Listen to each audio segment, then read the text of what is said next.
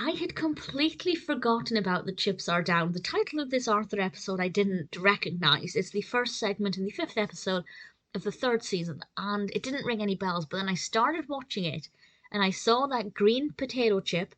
I'm aware I'm British, I will be calling it a potato chip to stick with the vocabulary of the episode. Obviously we call them green crisps.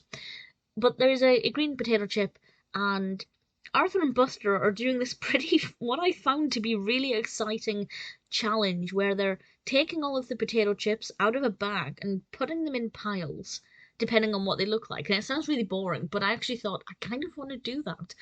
Anyway, they do this, they find this green potato chip, and they walk away from it for whatever reason, and they've told DW, you can have a crisp, a chip, once we're done. But she doesn't listen. And when they're away, she eats the green potato chip that they've found. And Arthur and Buster kind of realise what's happened when they find out that the green one has disappeared. And they decide to get their own back by talking very loudly that green potato chips are poisonous. Which of course they're not, but certainly I remember similar rumours existing when I was at school. Maybe because of Arthur, who knows? And DW overhears this, of course, as was their intention, and she begins to panic. And one thing leads to another, and she ends up bumping into Binky. And Binky finds out that DW says that green potato chips are poisonous, and he reveals that he ate one just a few days ago, and they both think that they're about to die, so they both start doing things that are on their bucket list, and living their best life, if you will excuse the phrase.